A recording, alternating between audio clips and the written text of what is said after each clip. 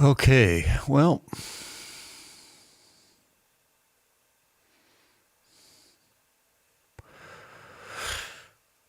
are we live or are we not? Where's the video feed?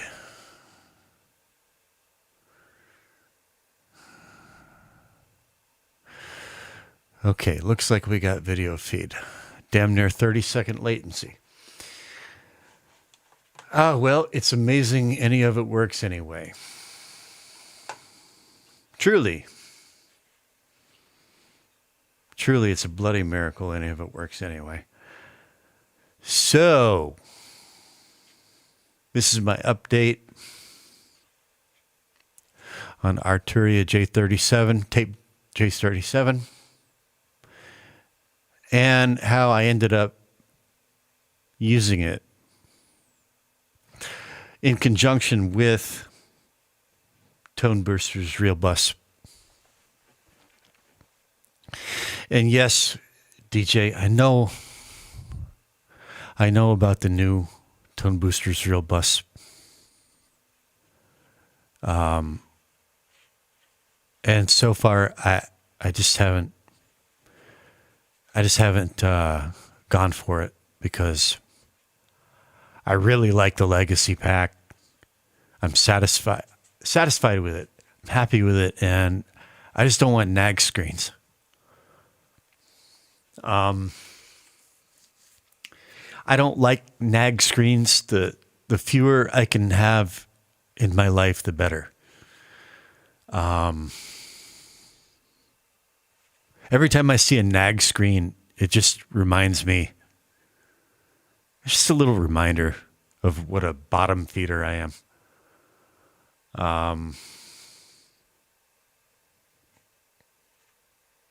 Yeah, I don't know. I guess I shouldn't give a flip, should I? Anyway, here goes Cakewalk.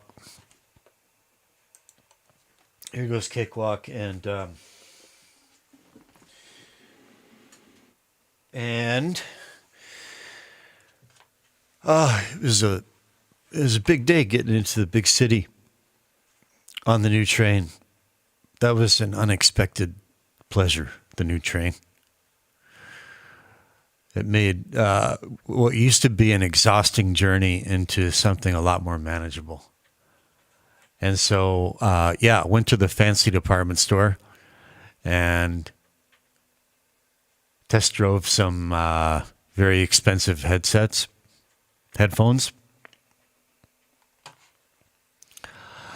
And lo and behold, my favorite set was the least expensive. A pair of Sonys. Second favorite was Bose. And the most expensive pair was so bad I couldn't believe how bad they were. I joked. I did a little post on YouTube about it. The brand name was Focal, and I thought they should be called Fecal. They were so bad. They had like heavy mid-range distortion, actual mid-range distortion.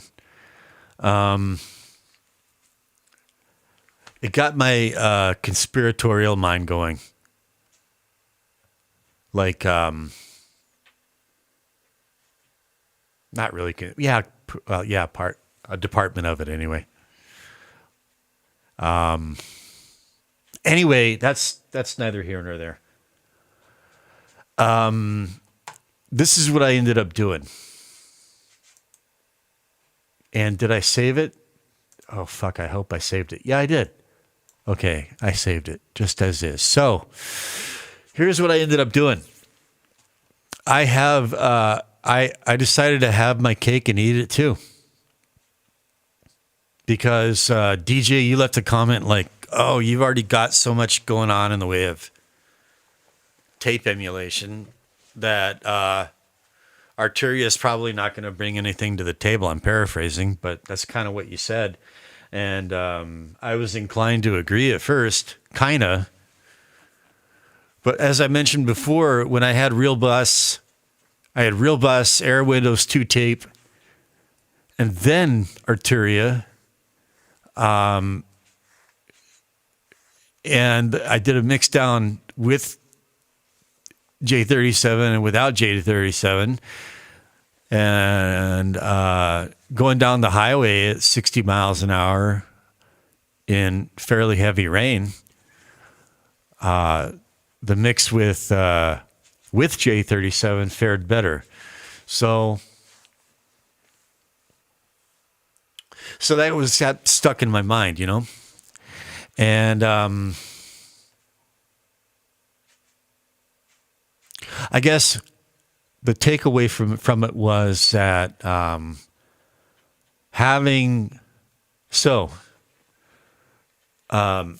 Air Windows 2 Tape 8 is a non-negotiable as far as I'm concerned. There's just too much that it does that's different from what ReelBus does.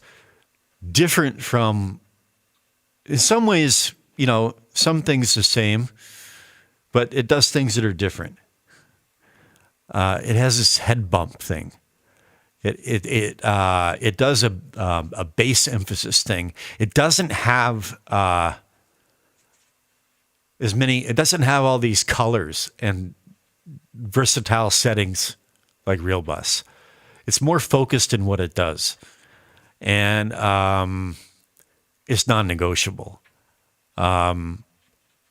ReelBus. So I ended up kind of like putting tape J-37 against ReelBus, and I was like, well, I don't know.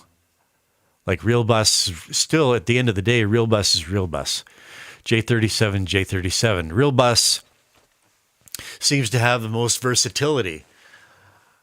J-37,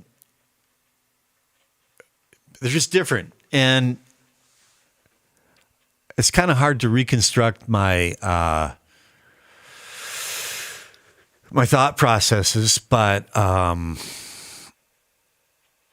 here's what I ended up doing. I can't really reconstruct it. Well, all I can say is like, okay, I can try to summarize it thusly. It's like, and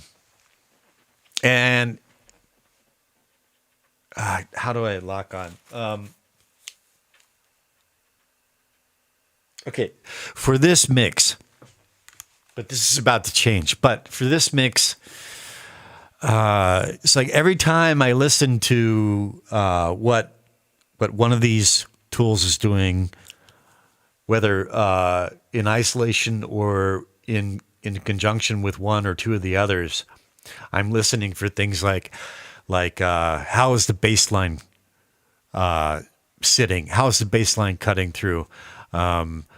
In the tremolo fuzz guitar parts, the arpeggio articulations, how are they sort of scintillating through the drum hits, just lots of little things and little trade-offs between, you know, amongst all the permutations. You get it? And it's like, how can I have my cake and eat it too? How can I have my cake and eat it too? Because like half a dozen of these smaller considerations, and I'm noticing like trade-offs, little trade-offs. And I'm like, okay, I've got like 4, 5, 6 of these little things that they're all like equally non-negotiable. I want them all. I'm not willing to sacrifice any of them. And so what I ended up doing, I can't go back and because the way that I end up with solutions like this is not linear. It's not a linear, A, B, C, D to X, Y, Z concatenation of thoughts. It's much more intuitive. It's like a big move. I'm going to make a big move, but I know it's going to work. And I don't know how I know it. I just know it. And it's the kind of thing where why didn't I think of this before? So here's what that was. Bus C and Bus D, which I haven't renamed. But so I started these two buses, Bus C and Bus D, and I'm going to call bus, and they're both got ReelBus in them. So I've got Bus C and Bus D with ReelBus at different presets in them. And then I've got ReelBus in the master, and then tape J-37 in the master. So it's like getting back to DJ, your comment, like, well, you got so much tape emulation going on already. I don't know what J-37 is going to do for you. Well, the answer is, I mean, I suppose you could have too much of a good thing, but so far, I think I've found a way to, as I keep using the tired old phrase, have my cake and eat it too, but that's what I seem to have figured out, at least with this mix. I'm hoping that this can evolve into a workflow that I can't imagine that it's going to work the same way every time for every mix, but it could turn into a kind of a template that I just have to tweak a little bit depending on the mix. But I'm going to get more into that here in a few minutes. So in Bus C, I've got ReelBus on a preset called Consumer Deck. And actually, I had meant to also try this with Compact Cassette. These are similar presets, but I just chose Consumer Deck and it worked. So that's what I'm going with for now.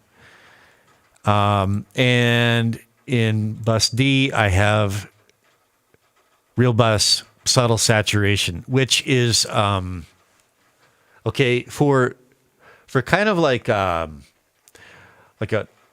overall well-rounded ReelBus setting that is kind of like good for it's kind of like good all-around general preset for a lot of different mixes. Subtle Saturation is one, and mixed glues, those are good. Invisible is good. Professional Deck is good. Welcome to ReelBus is also good. But Subtle Saturation is a really good all-around setting. Okay, it's it's reasonably good with low end, and like reasonably good with mids, and it has a little bit a little bit of treble enhancement. It's kind of a good all around setting. So, and before both of these, I have Purist Gain, Air Windows Purist Gain, right?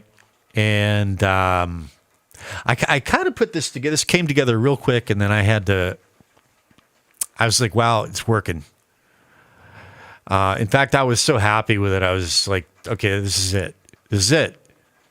I mean, there might be a little bit more tweaking to do, but this is basically it.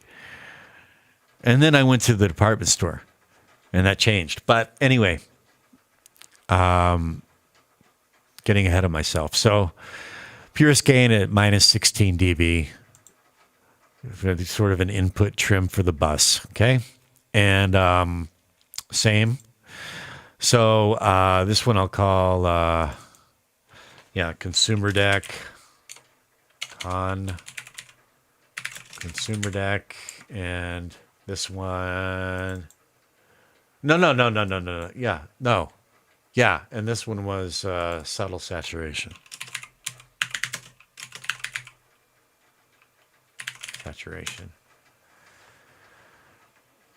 Right?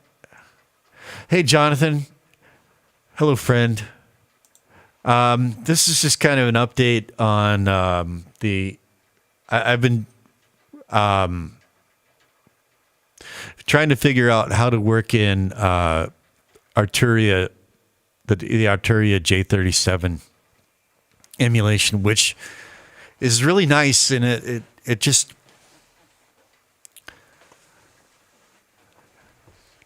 I was just saying, 2-tape-8 is non-negotiable. That's just that's non-negotiable, right? And then Tone Booster's ReelBus is kind of equally non-negotiable, partly because of its extreme versatility. J-37, they're all kind of different animals, right? Although J-30 Arturia and Tone Boosters are more similar than 2-tape-8, if that makes sense. And so on this mix, this is what I ended up doing, and I'm in the middle of explaining that. So I've got a bus with Tone Boosters on the consumer deck preset, and another bus with Tone Boosters ReelBus on the subtle saturation preset, and this one consumer deck, this one, and also compact cassette, but I'm just running with the consumer deck for the time. These are good for trebles. This setting is good for trebles, for brightness, and emphasizing that. And subtle saturation is just kind of like a good all-around preset. So here's what I've got running through those respectively. I got my drums, bass line. The bass line is like probably the single most important element. And so that's running through both. But consumer deck, which is emphasizing like high mids and trebles, bass, contact synths, the Hammond emulator, the sitar, which is actually it's a heavily modulated. That's the main riff. It's an acoustic guitar riff, but it's heavily modulated through consumer deck. Both electric guitar parts, consumer deck. All because those all needed just a little bit of enhancement in the high mids and trebles. That was there were things happening in the lower end of the spectrum with J-37 in conjunction with 2-tape-8 that were getting a little bit buried. And it's like, I want both. I want everything. I don't want to make any concessions. There were like half a dozen little things that I was trying to and I was like, I'm not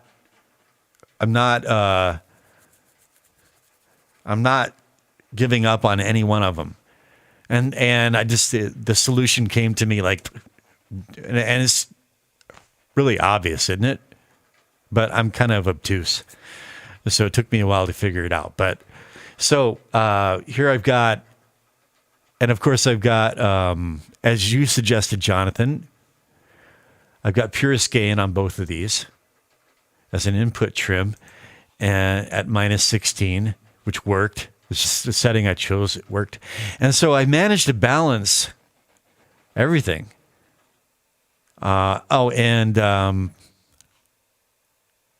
So then subtle saturation, drums, bass, and the gong, which is a Korean shaman gong. All right, so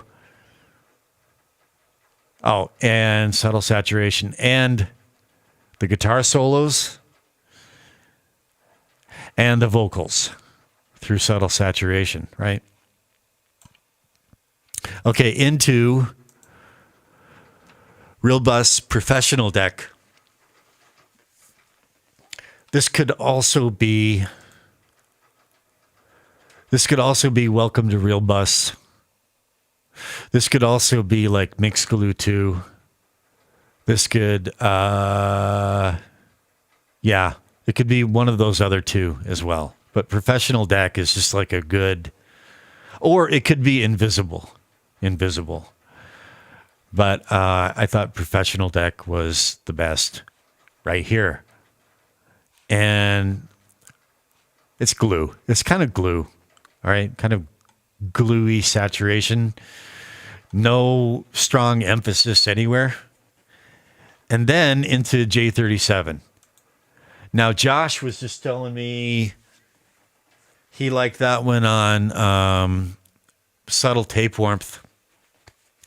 So I'm going to try it. I'm going to try subtle tape warmth again. This is the demo. What is Relife?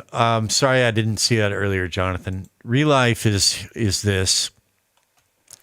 It's by Analog Obsession, which is pretty. I think that's a pretty well-known plugin company. I think it's an oral exciter. Technically speaking, what is it technically? What it does is it removes something that I don't know is there until it's gone. If that makes sense. Hang on. What is Analog Obsession Relife? Okay, Analog Obsession Relife, dynamic enhancer plugin, dynamic enhancer, designed to add life to tracks that sound lifeless. The plugin features input gain compensated knob to help find the sweet spot, shape function, predefined EQ. Okay, so it's the kind of thing that it's kind of like if you've ever had like a big guitar pedal board, there's always like a pedal that you leave on all the time. It's like that.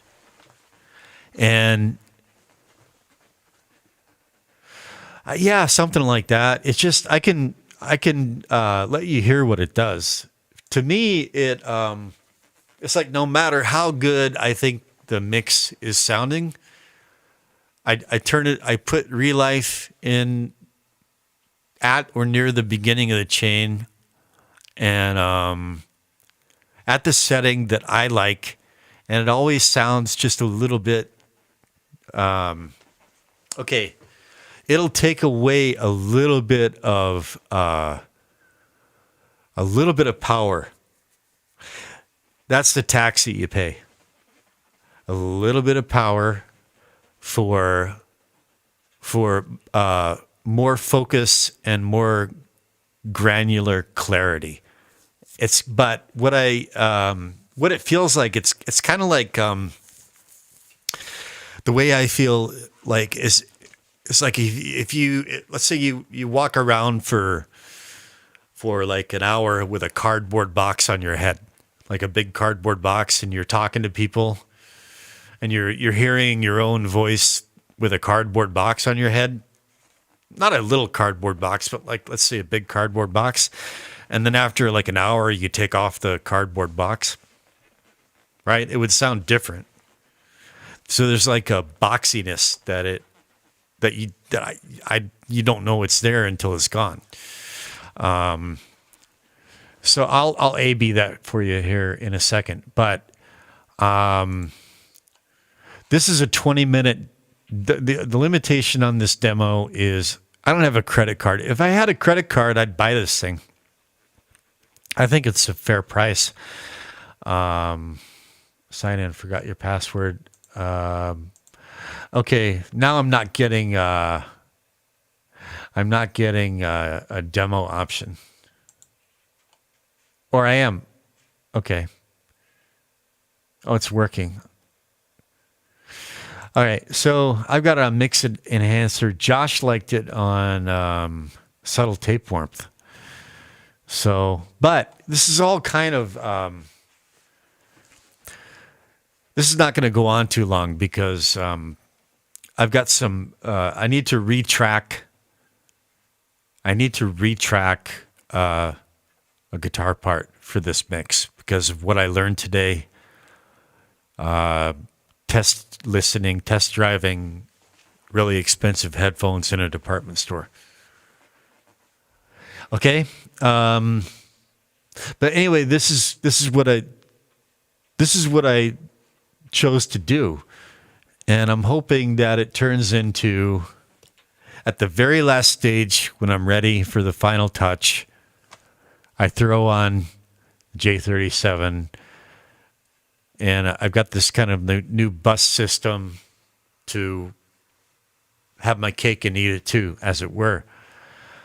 I do want to A/B. Josh just commented like 45 minutes ago that he was partial to this preset, subtle tape warmth. So I'm just going to play this. I'm going to A/B relive for you. And then I'm going to compare mix enhancer with subtle tape warmth. And then I'm going to explain why suddenly this mix is just not, no, it's not good enough. It's not good enough. I have to retrack. I've got to retrack. Which part is it? This part right here. This part has to be retracked. Here's what it sounds like. Soloed.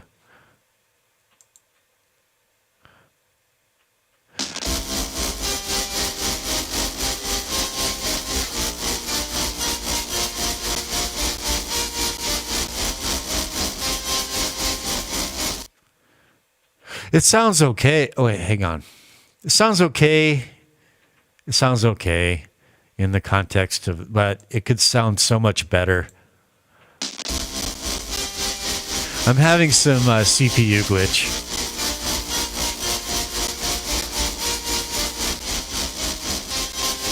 That is working. Shoot.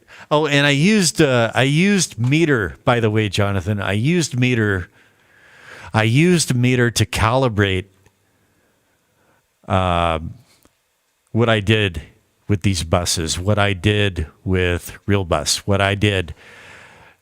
Meter was my calibration tool. And to be specific, there are certain parts of the song, kind of like quieter parts, interlude, where the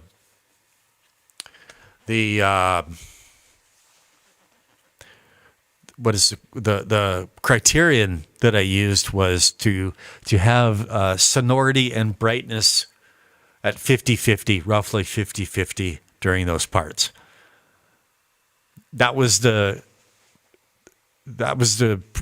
criterion that I chose because of reasons that I had. But what has to happen is that this song has zero darkness, and that is largely because of, I might have to retrack both of these, 7 and 8, because I tracked these with amp sims in my audio black box interface that are just really high in bright. They're just all bright. They're just all brightness, and they just don't sound. They're just not what I'm after.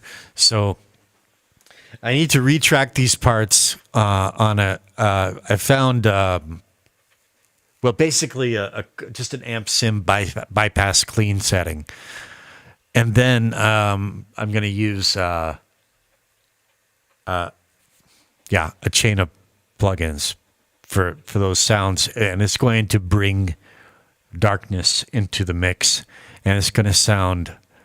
I think it's going to sound, because what I learned today listening to this through really high-end headphones, which by the way were not much better than my cheap headphones, they just weren't that much better. And the most expensive ones were the worst. The ones that were like $1,000 US for one pair, they were horrible. And the best were a $300 pair of Sonys. But what I learned is, so I might as well say this. Well, first, I don't know if I can get away with. I think my CPU for some reason it's not loving me right now, but I will try to play this back. I've got everything frozen, so Monster Drum. I've got that unfrozen. That's why. Here's what I can. I'll try. I'll just give it a try. There's Relife off, on. Can you hear the difference? Wolfbot, okay. Thank you for the tip, brother.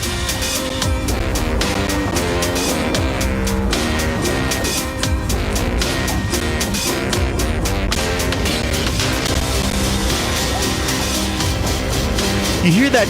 So you hear that tremolo? Yeah, okay. So you hear the tremolo guitar, right? It's like it sounds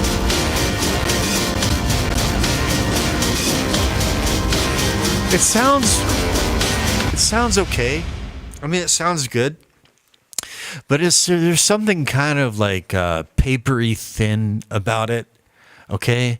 And it's like it's all right. It's not bad. It's not horrible, but here's where I'm going to go to my my channel. This is where I took myself back to square one, okay? Was when I finished let me go, I want to leave that one open. I want to finish watching this one too. When I finished this mix, I said to myself, this is my benchmark mix from now on. I said to myself, this is it. And the reason I came to that conclusion, Jonathan, since you're listening, thank you. The reason I came to that conclusion, this mix that I'm about to play, is that one day I was driving in the car and I was listening to Tres Hombres, ZZ Top in the car.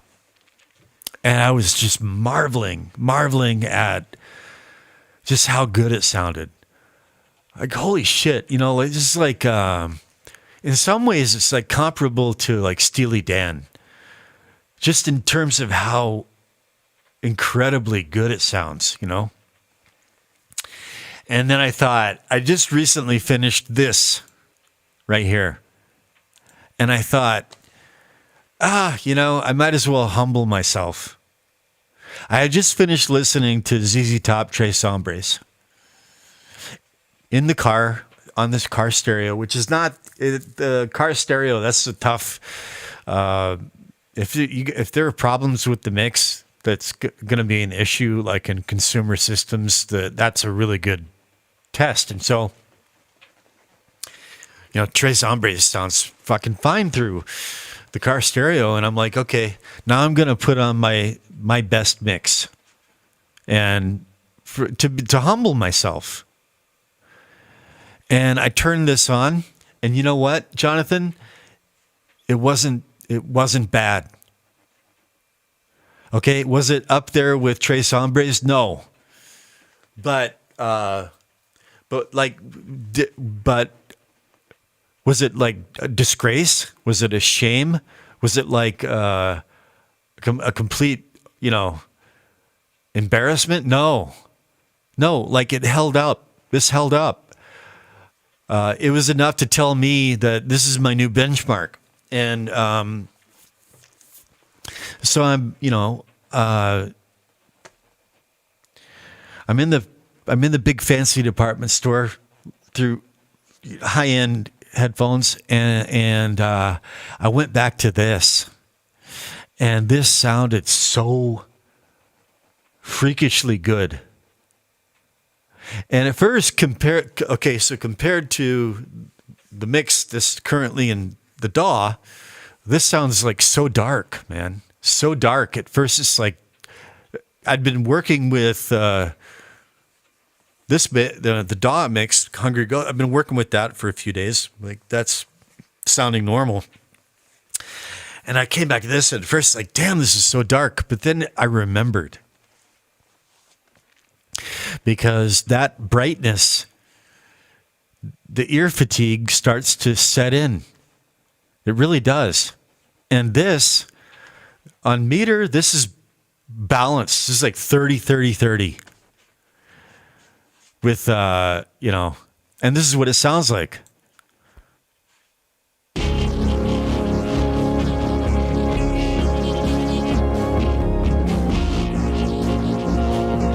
And after that mix that you just heard in the DAWs, it sounds like so dark. But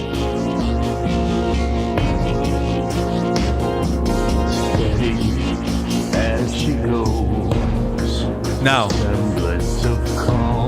I'm gonna come back and I'm gonna revisit this mix with the J-37 and with this new tape plugin schema, and see.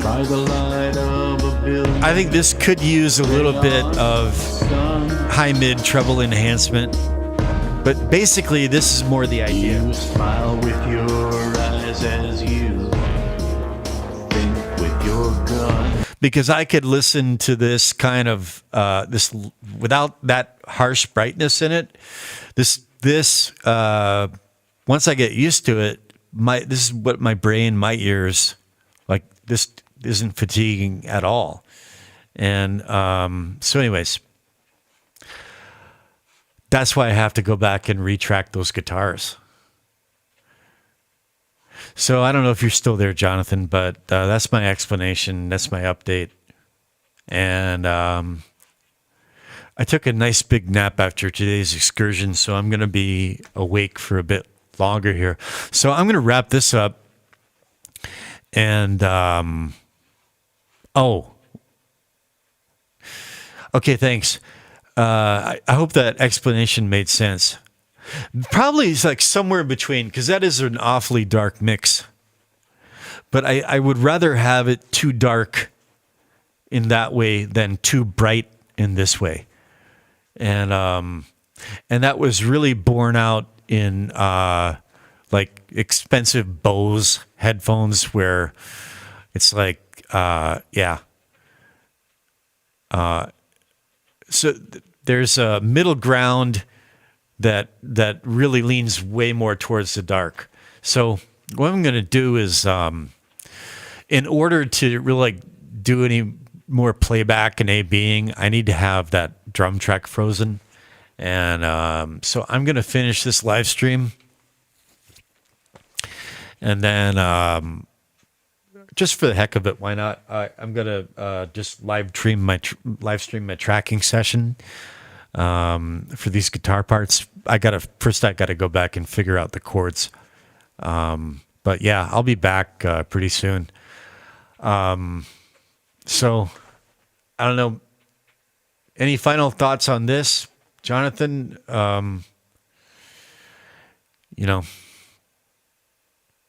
again, I'm just kind of like trying to have, I want to have, I'm trying to kind of like take the best of what everything has to offer. And I think that, I think all three of these things that I really like can be made to play nicely together and work together. So when I just turn off the J-37, it's like I miss it. I want it back immediately, right? And as I said, this is non-negotiable. That's not going anywhere. So, anyways, that's my update, and hope you're having a good Sunday over there in France, and I hope you're having nice weather. It's been today was frustratingly cold. Winter doesn't want to let go. All right. Thanks for dropping by, Jonathan. Thank you. And I'll be back on in about 10 minutes or 15. So maybe I'll see you again. All right. That's it. God bless. God keep you. Be well. Over and out.